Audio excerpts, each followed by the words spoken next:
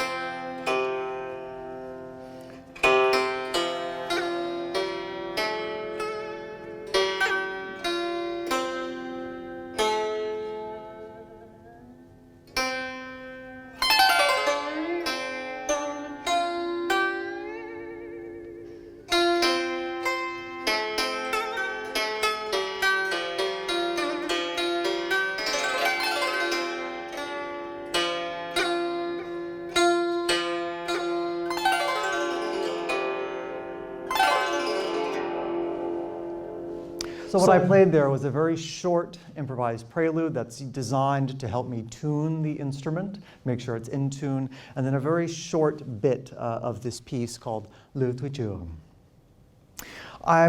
So this piece is generally considered a happy tune, and it's played alone or amongst friends. It's actually a lot easier to play it amongst friends. If you play it alone, you just are kind of competing with your own thoughts in your head. But if you're among friends, you can riff off of what they are playing in order to improvise a melody. So it's a lot more fun and a lot easier to play with others.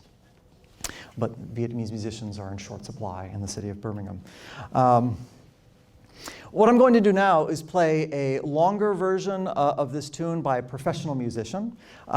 This was a recording that was made on August 25th, 1979, in the home of Tham Vi Thuy, who emigrated from Vietnam to Virginia in the US in 1975. So hopefully this will work.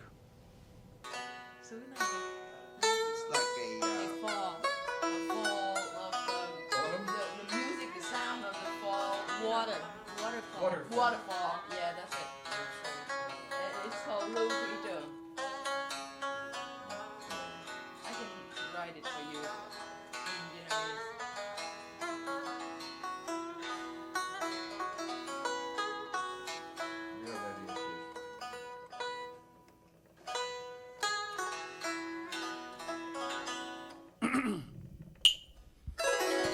Mình nói mình cuộc đời như chim bao, từ xưa những đứng anh hào, đường lời danh ai chẳng đau đau,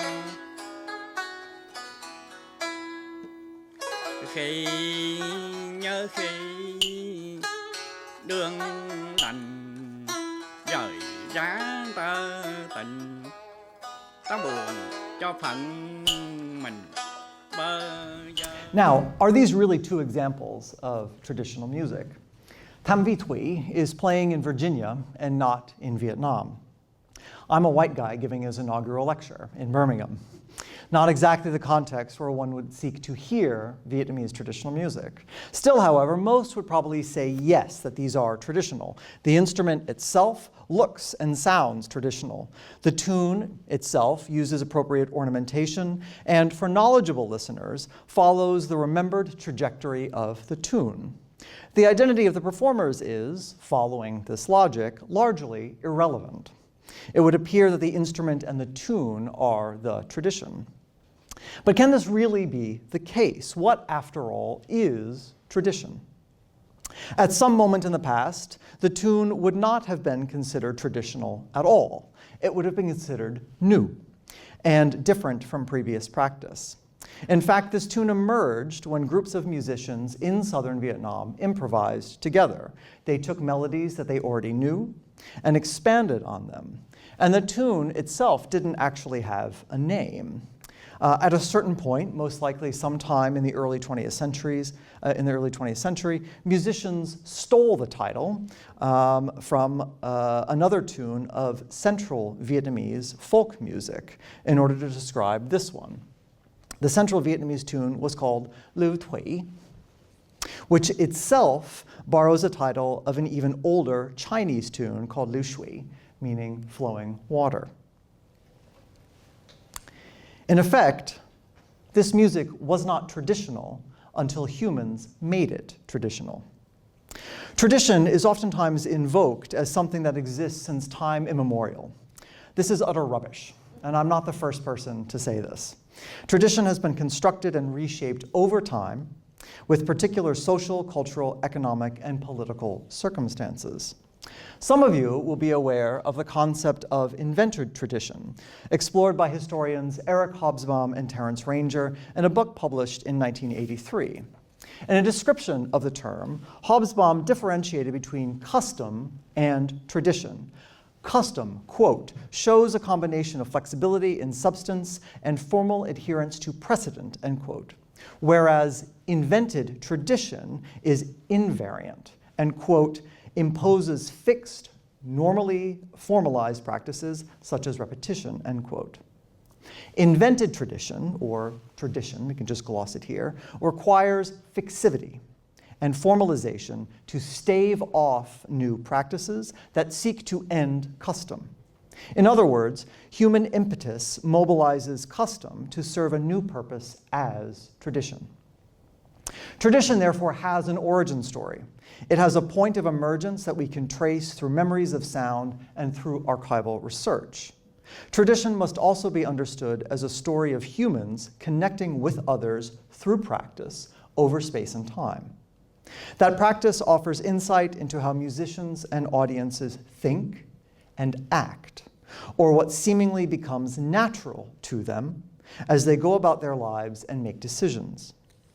As I move forward in this lecture today, I will ask you to focus on the humans and the decisions they make through listening to and making traditional music, how they shape the past, carry forward certain ways of thinking into the future, and shape new alliances and communities.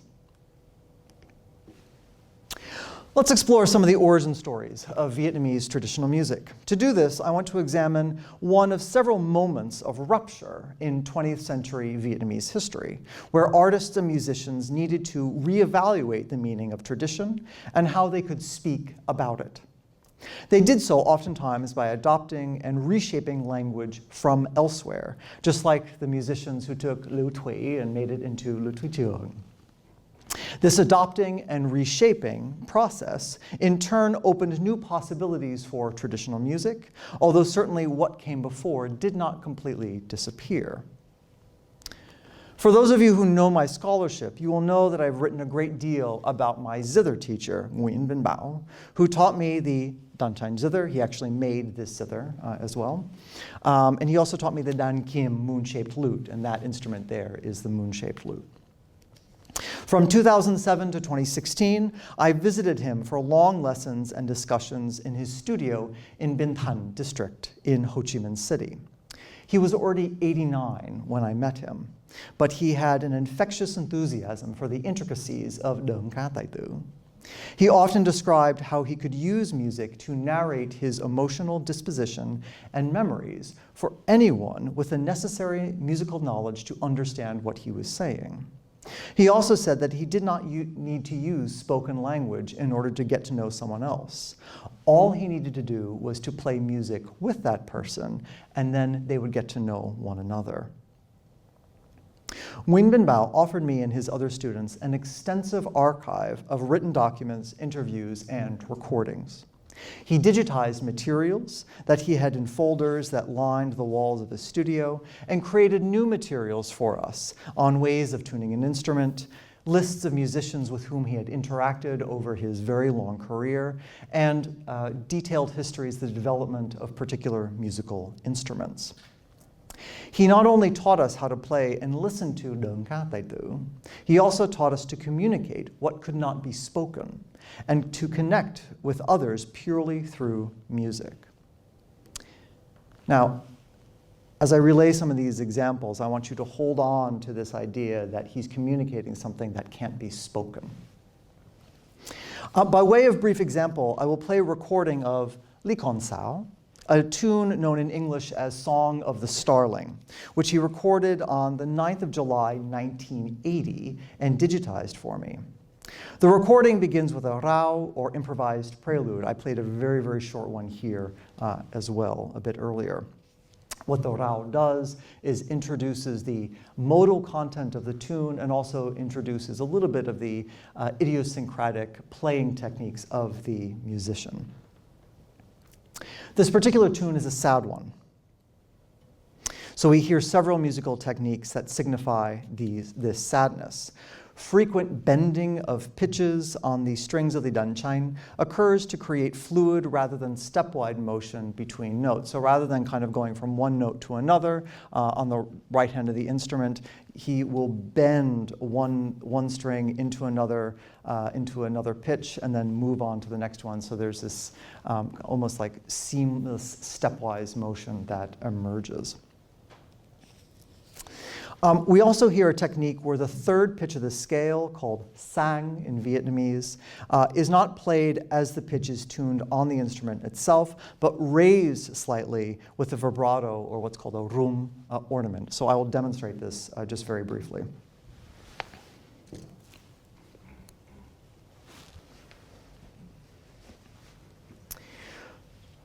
So this is sang as it's tuned on the instrument, but in this melody, in this performance, you always have to play sang like this. If you play it like this, it's wrong. He would say to me in English, "That's wrong."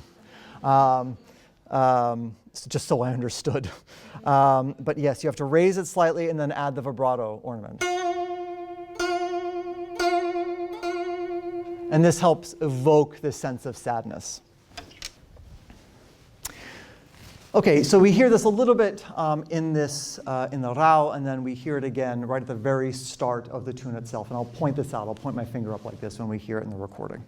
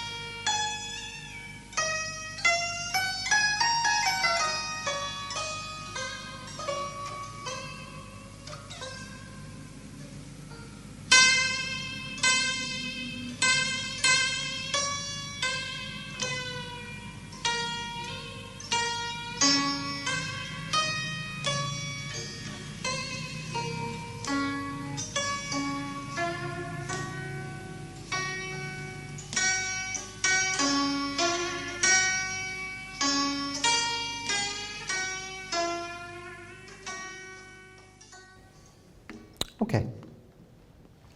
So Nguyễn Vĩnh Bảo relayed stories, some truthful, some hypothetical, to help us understand the meaning of particular techniques, music structures, and tunes. He also composed poetry, usually in French, to relay his personal connections to music. Indeed, he did this more and more frequently during the time that I knew him. In one poem written on the 28th of December 2010, he described music as an ocean of possibility that comforted him even when he felt completely alone in the world. Ma vie est un naufrage. Je crains les eaux et demeure au rivage. Mais ma musique est comme la mer, qui jamais ne se tait tout à fait.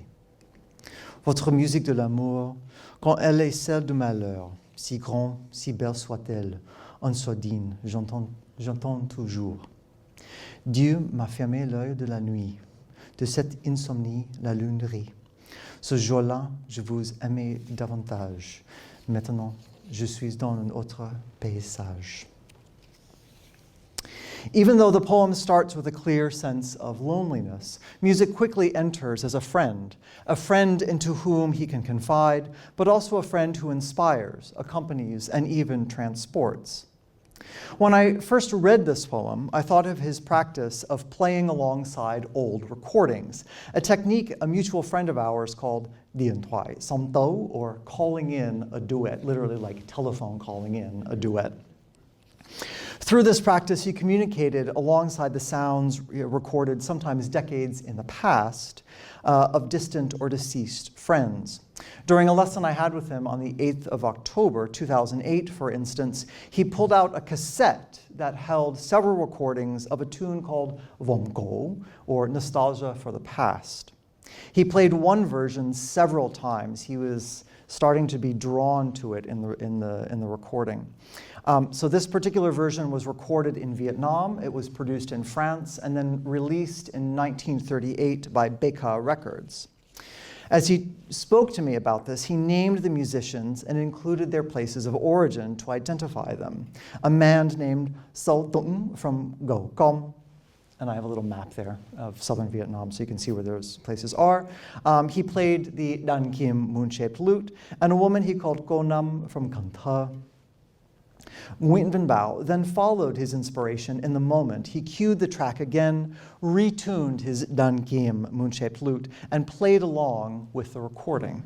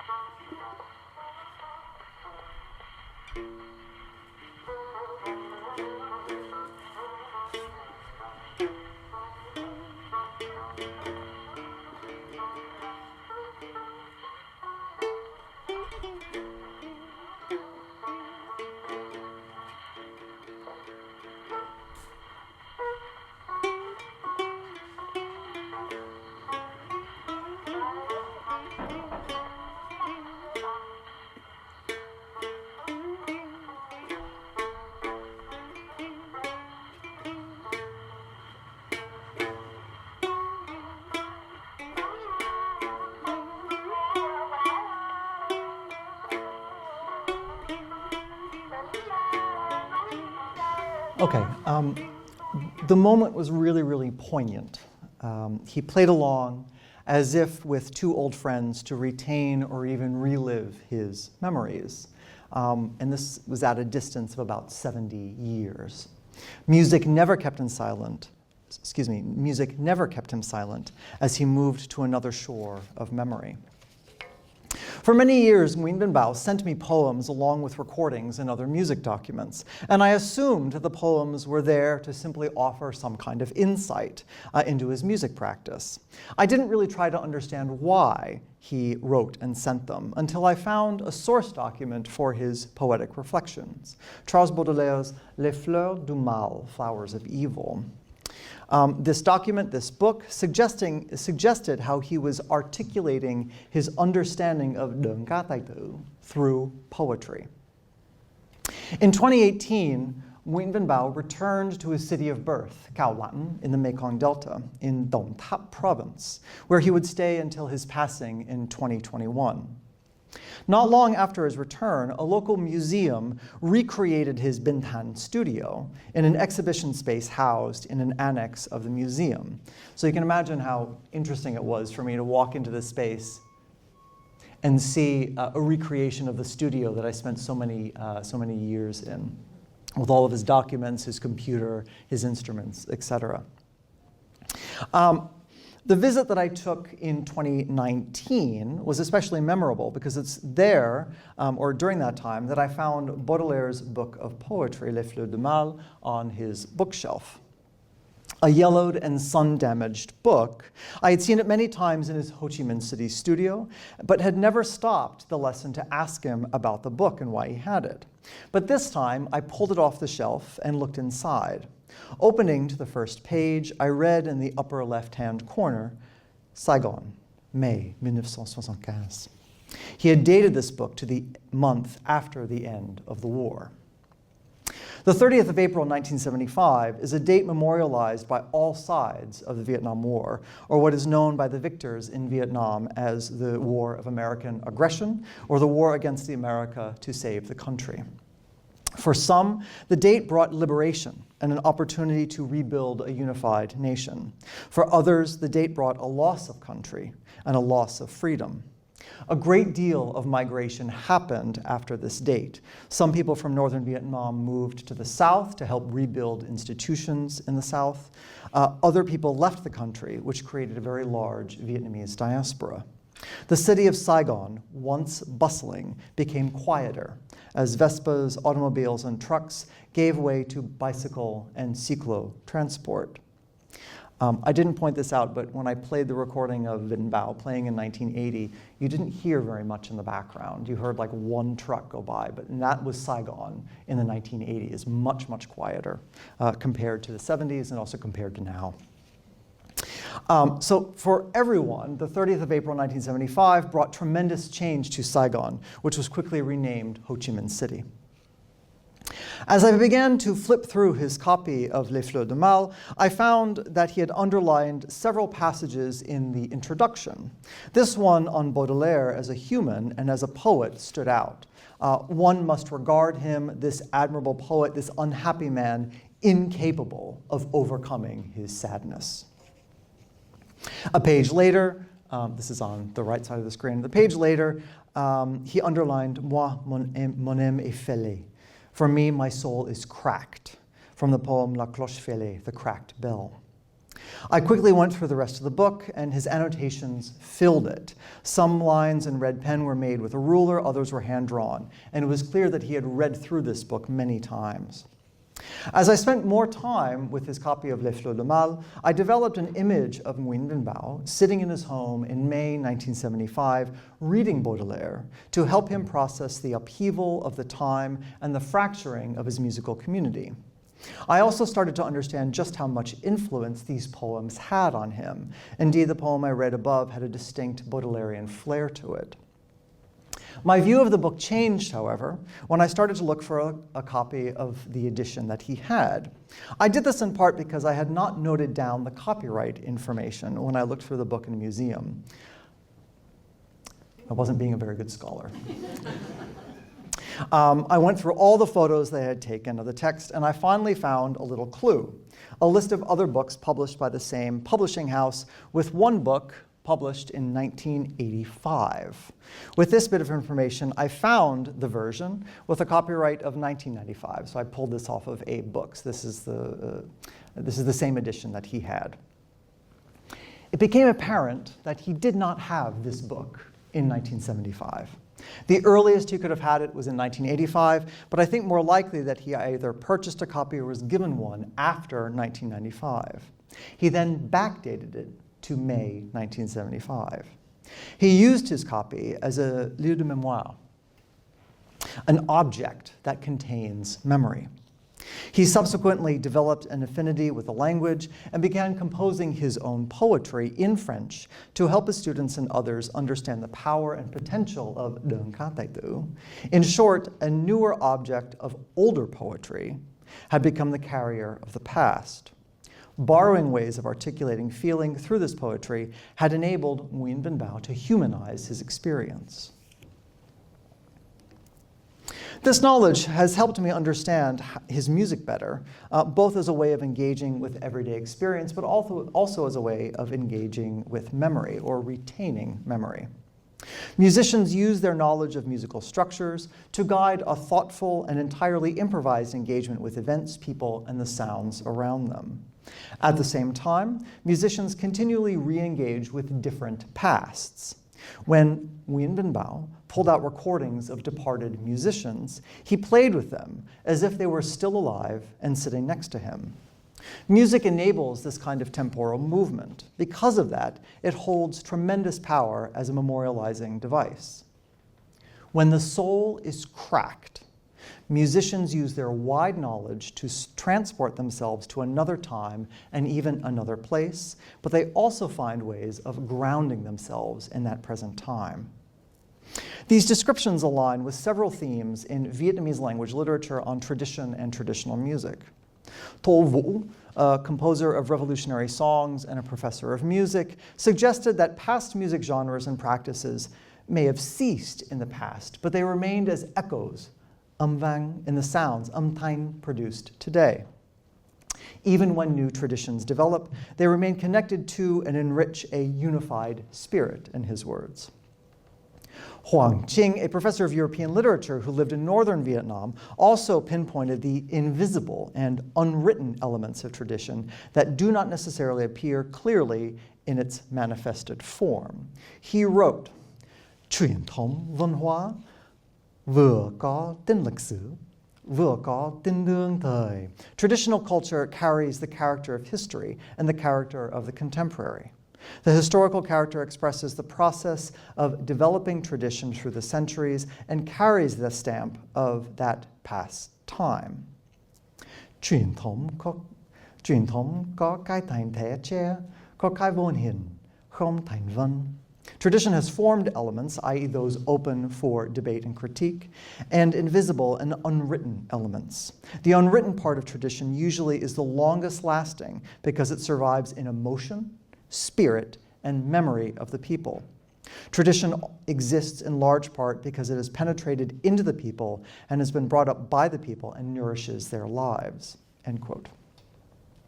Albeit with an idealistic tinge, Hoang Chin's focus on the role of people carrying and implementing tradition is vital. But here I want to deviate from one assumption, namely that tradition, truyền thống, somehow dates from time immemorial. In fact, truyền thống as a concept does not have a very long history. It did not appear in a Vietnamese dictionary until 1932, where it's defined as đời nọ, truyền xuống, đời kia, something passed down from one life to the next life or transmitted from one generation to the next generation.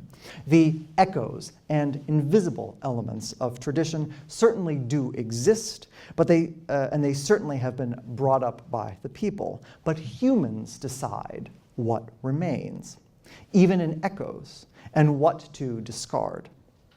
Fundamentally, this is an evaluation of how humans think about the past, and especially how they do so through sound.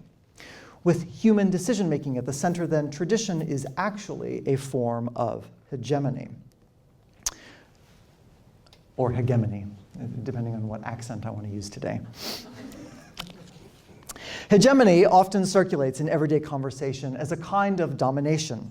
For instance, a hegemonic authority, like the United States, exerts its power over other nation states and their respective populations. And I should pause and say, I should apologize ahead of time, I'm going to dive into what's happening in the US at the moment and then come out. According to a British philosopher and historian, Perry Anderson, the use of hegemonic power of one state to dominate another can be traced from ancient Greece into the 20th century. It has a very long history. But Perry differentiates hegemony as practiced by a state vis-a-vis other states, and the hegemony of a community vis-a-vis other communities. While hegemony may be directed through ideology on the orders of the state, it can also be comprised of discourse steered and adjusted by members of its population. Italian Marxist Antonio Gramsci called the latter a kind of cultural hegemony, where forms of education and media outlets enforce a kind of groupthink and similar ways of seeing the world. These hegemonies often give rise to identity formations and communities of so-called like-minded individuals. Does this sound familiar? For anyone familiar with the current affairs of the United States, it should. One form of Perry's hegemony describes how Donald Trump exerts power over other states using tariffs, while the other form describes the ways that MAGA, Make America Great Again, adherents exert domination over others. And many of us watch how these two forms of hegemony interact with one another to become even more powerful. An opinion piece, I'm sorry about this photo, an opinion piece by Giorgio Samaras in Politico from 7th April this year makes this connection explicit. Quote, Trump's legal theatrics, teamed with Musk's free speech circus, have engineered a ludicrous blueprint for political domination. It's a cocktail that serves as a rallying cry for every European opportunist desperate to milk American clout for their own game, while democracy is left to pick up the pieces of their charade. I really like this phrasing. Such developments echo Italian philosopher Antonio Gramsci's notion of cultural hegemony, where the dominant ideology isn't imposed by force, but woven into society's fabric through influential institutions like the media and education, end quote. This is the negative side of hegemony, or perhaps we can see it as one type of hegemony. It also happens to be the type of hegemony on which ethnomusicologists have been fixated for quite a long time. Philip Bowman, for instance, suggests that the hegemony of Western history offers a single narrative of the past that leads to a hegemony of contemporary politics. It is the ethnomusicologist's job, according to Bowman, to counteract this by confronting history and liberating difference. This reflects a popularized understanding of hegemony. Other ethnomusicologists focus on the hegemony of the bourgeoisie or middle class and practicing a kind of domination from within. Ruth Helier-Tinoco, for instance, discusses how folkloric practices in Mexico crowd out alternatives. Cultural theorist Tony Bennett, not the singer, who writes on popular music, offers descriptions of hegemony much closer to its origins, specifically as a kind of struggle for, quote, moral, cultural, intellectual, and political leadership over the whole of society, end quote. Here, leaders embedded within society reach across different constituencies and move towards a wider goal. Rather than follow Bowman towards an activist liberation of difference in the practice of ethnomusicology, I suggest we follow Bennett towards a more realistic and grounded study of alliances of difference in the practice of ethnomusicology. To do so requires a bit of a summary of the historical background of this concept. So at the turn of the 20th century, debates about hegemony flourished in Marxist circles as a possible solution to a crisis in foundational theories of Marx. Ernesto Laclau and Chantal Mouffe offer considerable detail on hegemony's emergence in their 1985 volume, Hegemony and Socialist Strategy. Early in the 20th century, these debates focused on the dichotomy in Marxism between historical determinism and spontaneity. Marx theorized that the ultimate liberation of the creativity of the worker would occur once capitalism reached its zenith and then disintegrated from within. This is the so-called logic of necessity. But many writers and activists at the time questioned whether capitalism would actually reach its theorized height, or whether capitalism would simply always find ways to continue, thereby never leading to the emancipation of the worker. So Laclau and Mouffe instead suggested a logic of spontaneism or contingency. This is a spontaneous intervention that would skip several steps proposed by Marx, forcibly bringing down capitalism and yielding a paradise of communism. Sorry, I should say that this logic of spontaneism, it was described by Laclau and Mouffe, but it was proposed in the early 20th century as a way of kind of skipping over certain steps and ultimately getting to the downfall of capitalism. By way of example, this is the project that Lenin and the Bolsheviks undertook in 1917. So hegemony emerged from circumstances of contingency to build alliances across different constituencies of society and advance specific goals or causes. The alliance of the bourgeoisie and the working class is the archetypal example. They unite together and they overthrow the ruling class. That's the theory behind this kind of hegemony. But there are lots of other alliances that can emerge. The nascent links unify a new community that could not be imagined beforehand. And this is a particularly important point. These alliances wouldn't have necessarily been conceived of beforehand. So as Laclau and Mouffe note, quote, in order to have hegemony, the requirement is that elements whose own nature does not predetermine them to enter into one type of arrangement rather than another, nevertheless coalesce, as a result of an external or articulating practice, end quote. People decide to arrange themselves into new communities based upon a shared acceptance of an external or articulating practice. In essence, the practice speaks to them in some way, and groups listened and followed. Articulation helps one group of people see their struggles and goals in the lives and actions of another. If we look back at the quote from the Politico article, the author already mentions this form of articulation. European right-wing parties now articulate MAGA hegemony. They see themselves in MAGA and start to adopt its language. Again, within MAGA itself, how do members of the rural working class align with business owners worth billions? Articulation. Words, rhetoric, and a touch of charisma bring them together. But other more positive forms of hegemony also exist. In the 1960s and 70s, anti-war movement, the civil rights movement, and second-wave feminism shared forms of articulation, for instance. The goal of articulation is to build an anchorage, according to Laclau and Mouffe, quote, from which contemporary social struggles are thinkable in their specificity, end quote. The multiple groups become implicated in one another, and they share ways of thinking. Importantly, these ways of thinking are dynamic and change over time to maintain the linkages between people, often through newly creative means. From building alliances and anchorages to sharing ways of thinking that shift over time, this describes the emergence and maintenance of tradition and traditional music in Vietnam.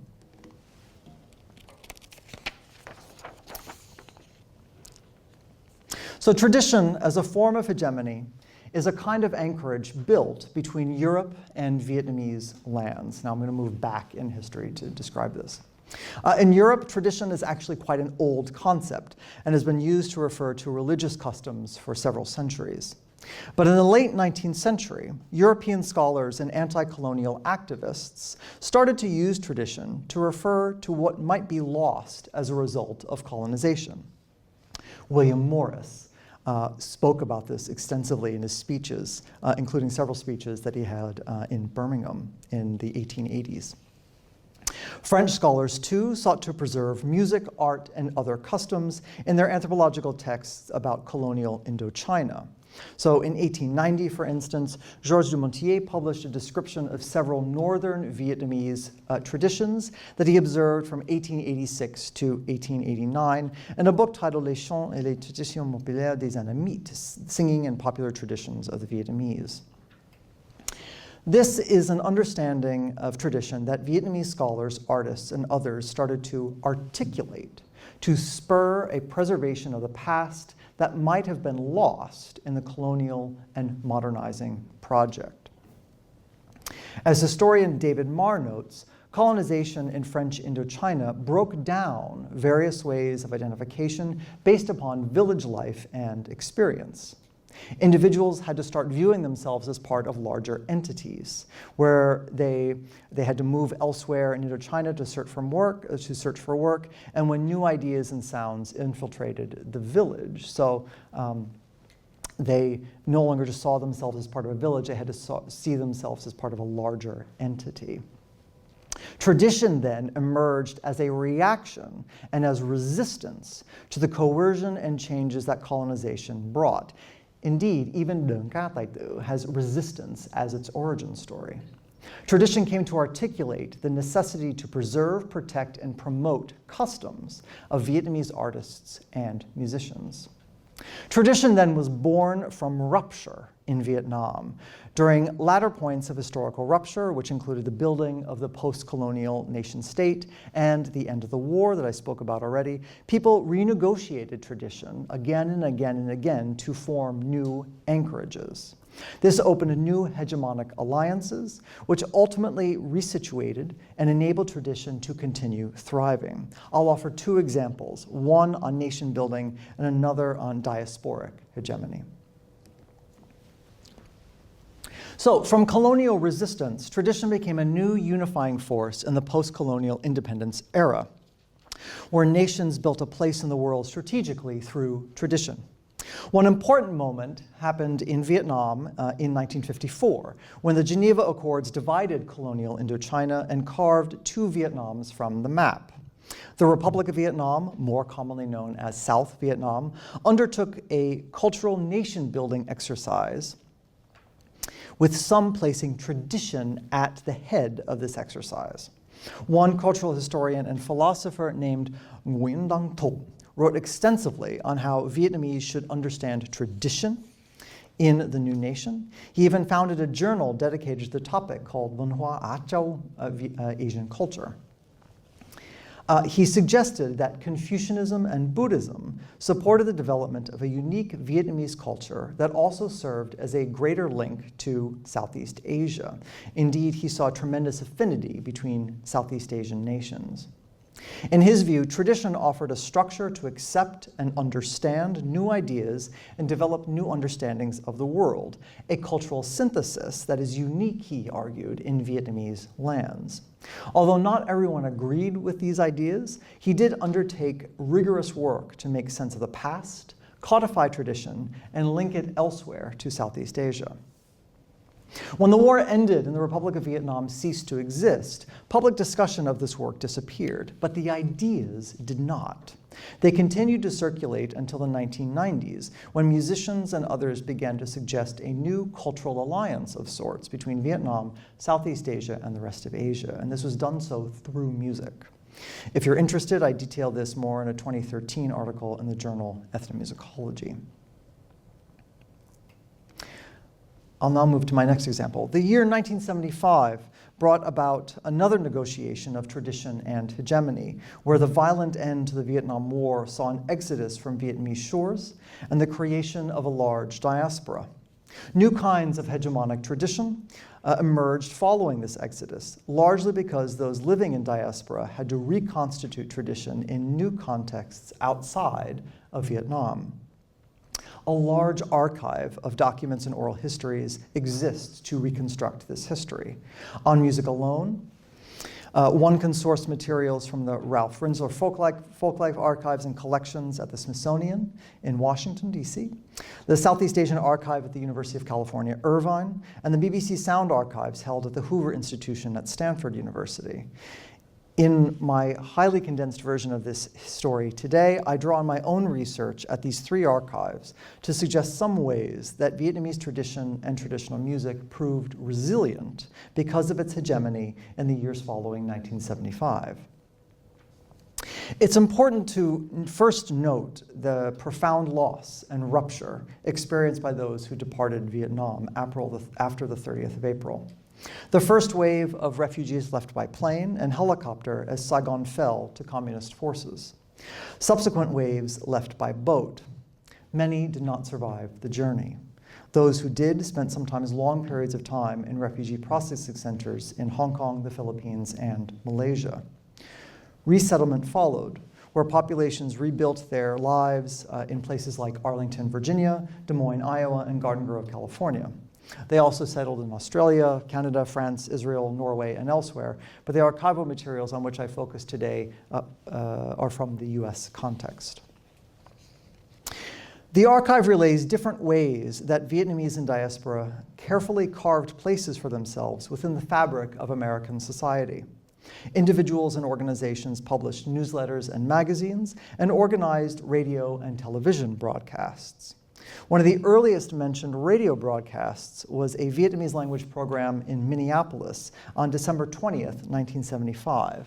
And this is from a magazine that is located in the UC Irvine archive. Quote, "Our community in this state will be able to listen to Vietnamese music, Vietnamese folk songs, Vietnamese chao," this is a kind of northern Vietnamese folk theater, and spoken Vietnamese on American television. This is really cool, end quote. In 1979 and 1980, Vietnamese music appeared at the Festival of American Folklife in Washington, D.C. Organized by the Smithsonian Institution, the festival occurred usually in the summer, although occasionally in the autumn, since 1967. It is now known as the Smithsonian Folklife Festival, but again, I want to emphasize, at this point, it was called the Festival of American Folklife.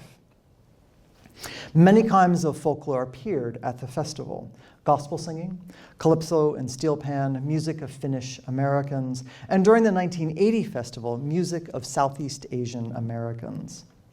Many of these musics had their origins elsewhere in the world, but were also performed by diaspora communities in the United States. Importantly, all of these musics were considered American folklife. They were produced by communities welcomed into the United States and presented as musics that emerged from the everyday lives within these communities in the US. These performances, in a way, helped the American public better understand the American perspective. This also means that the Vietnamese traditional and popular music that appeared at this festival were considered Southeast Asian American, Vietnamese American, or simply American. This suggests a new hegemonic turn, where the Vietnamese community linked with other communities in ways unthinkable previously. They developed ways to articulate an American experience and built an anchorage through traditional music. Although enacting a change in practice, the alliance through the ideals of the United States offered these individuals a new voice within it.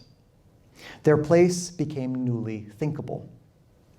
This is certainly not altogether unproblematic. Diasporic Vietnamese have to speak or think like Americans to be understood. At the same time, however, diasporic Vietnamese changed the fabric of America as well, and for the better. In our current times, it's vitally important to remember this. Exploring the archival materials at the Rensselaer Archives offers many insights into how Vietnamese arrival sought to draw on the hegemony of tradition to give shape to a new community in diaspora. Firstly, employees of the festival interviewed many of the musicians and asked them to articulate the meanings of their musics in ways that American audiences would understand. One employee who conducted several of these interviews asked artists to compare Vietnamese music to more widely known musical traditions, including Peking opera, and to speak about the quote-unquote oriental qualities of traditional music. This led to adjustments in ways of playing. Kim Nguyen, a singer and Danchain musician who taught at the National School of Music and Theater in Saigon before '75 and then moved to the United States, performed a Vietnamese folk song during this interview. She performed it in both Vietnamese and English, so the interviewer could understand it. I've never heard this before. Well, I've heard this clip before, but I've never heard this kind of practice before, where you take a folk song and you offer it in two different languages so it could be understood.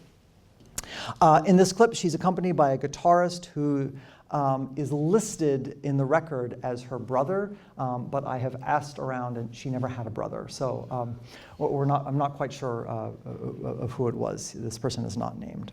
But this is the clip.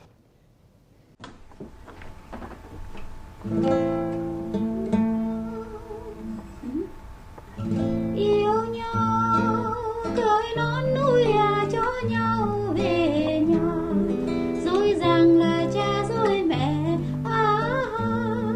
rằng ôi quá cầu, rằng ôi quá cầu, tình tình tình gió bay, tình tình tình gió bay,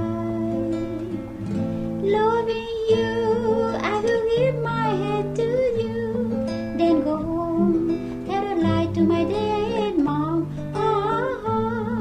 saying I when I cross a bridge, saying I when I cross a bridge, wind, wind, wind, blow my head away, wind, wind, wind, blow my head away. That's wonderful. During the performances themselves, up on these stages that were put out in Washington, MCs served as intermediaries between Vietnamese music and the audience. They also acted as mediators of style within the performing ensemble. So in a video clip that we're going to try to play here from the 1980 festival, we hear Dao Zuyen, a doctor who trained in Saigon and also taught at the National School of Music and Theater. He offered an explanation of the percussion instrument. It's called the fêlé. Today it's more often known as the syntheon. This is the instrument. It has a bunch of coins on it. and I'm not going to try to demonstrate it for you. He will do it in the clip. But he demonstrates this instrument for the audience. He also introduced the well-known Southern Vietnamese folk song Li Ngựa O, Song of the Black Horse, played by 4 musicians. So the musicians were, in addition to Dao Duy Anh and Kim Wine, the singer that we just heard, both playing on the Dan Chain.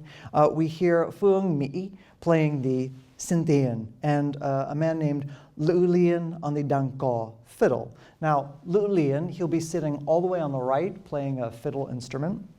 He was very well known in Saigon in the 1960s and 70s. He was part of the trio called Ban Avete, and as part of this trio, he played satirical and occasionally critical tunes of biting social commentary in 60s and 70s Saigon. His participation on the stage here suggests he was working to create a style of music performance that could be understood by a diverse audience. So we have a really interesting stage here. We have musicians from different walks of life, but they're coming together and bringing together kind of a shared sense of tradition for the American audience to understand. Oh, that means the hot song. And this song, I want to show you the one special percussion in the Vietnam music. It's called phách tiền. It means coin percussion. I show you a little bit how to play it.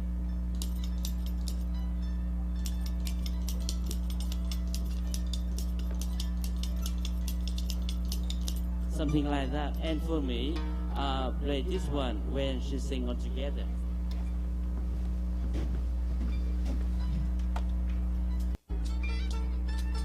Khóc con ngựa ngựa ô, ngựa ô anh khóc cái kiều giang. Anh cha khóm bạc, lục lạc đồng đen, bông sen lá dầm, đi tương nhường thắm cán roi anh lục đồng toàn.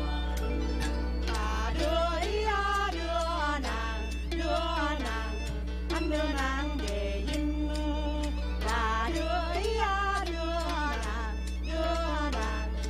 đưa nàng về dinh.